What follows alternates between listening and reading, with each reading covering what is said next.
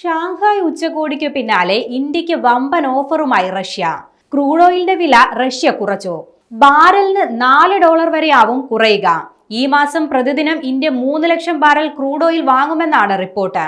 കഴിഞ്ഞയാഴ്ച റഷ്യയിൽ നിന്ന് എണ്ണ വാങ്ങുന്നതിനുള്ള പിഴയായി അമേരിക്ക ഇന്ത്യക്ക് 50% ഇറക്കുമതി തീരുവ ചുമത്തിയിരുന്നു. ഇതിന് പിന്നാലെയാണ് റഷ്യയുടെ നടപടി. ഇന്ത്യ അടക്കമുള്ള രാജ്യങ്ങളിൽ നിന്ന് എണ്ണ വിറ്റ് നേടുന്ന പണമാണ് റഷ്യ യുക്രൈൻ യുദ്ധത്തിന് ഉപയോഗിക്കുന്നതെന്നായിരുന്നു US പ്രസിഡന്റ് ഡൊണാൾഡ് ട്രംപിന്റെ ആരോപണം. ചൈനയിൽ നടന്ന ഷാങ്ഹായ് ഉച്ചകോടിയിൽ റഷ്യയുമായി ഇന്ത്യക്ക് പ്രത്യേക ബന്ധമുണ്ടെന്നായിരുന്നു പ്രധാനമന്ത്രി നരേന്ദ്രമോദിയുടെ പ്രതികരണം. ചൈനീസ് പ്രസിഡന്റ് ഷീ ജിൻപിങ്ങുമായി മോദി കൂടിക്കാഴ്ച നടത്തുകയും ചെയ്തു.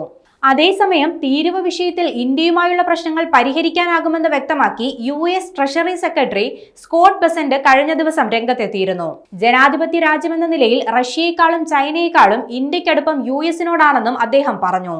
ഇന്ത്യയും അമേരിക്കയും തമ്മിൽ ഇപ്പോൾ നടക്കുന്ന യുദ്ധം ന്യൂഡൽഹിക്കും വാഷിംഗ്ടണിനും തീർക്കാനുള്ളതേ ഉള്ളൂ എന്നും സ്കോട്ട് ബെസന്റ് പ്രതികരിച്ചു. ഇന്ത്യ റഷ്യയിൽ നിന്ന് എണ്ണ വാങ്ങുന്നതിനെയും ബെസന്റ് രൂക്ഷമായി വിമർശിച്ചു. റഷ്യൻ പ്രസിഡന്റ് വ്ളാഡിമിർ പുടിനുമായും ചൈനീസ് പ്രസിഡന്റ് ഷീ ജിൻപിങ്ങുമായും ഇന്ത്യൻ പ്രധാനമന്ത്രി നടത്തിയ കൂടിക്കാഴ്ചയെക്കുറിച്ചുള്ള ആശങ്കയും അദ്ദേഹം അറിയിച്ചു. ഷാങ്ഹായ് ഉച്ചകോടിയിൽ നടന്ന കൂടിക്കാഴ്ചയെ പ്രകടനാത്മകം എന്നാണ് ബെസന്റ് വിശേഷിപ്പിച്ചത്. ലോകത്തിലെ മഹത്തരമായ 2 രാജ്യങ്ങളായ ഇന്ത്യയും അമേരിക്കയും തമ്മിലുള്ള പ്രശ്നങ്ങൾ എത്രയും വേഗം പരിഹരിക്കണമെന്നും ഇരു രാജ്യങ്ങളോടും തമ്മിൽ ശക്തമായ അടിത്തറ ഉണ്ടാക്കണമെന്നും ബെസന്റ് വ്യക്തമാക്കി.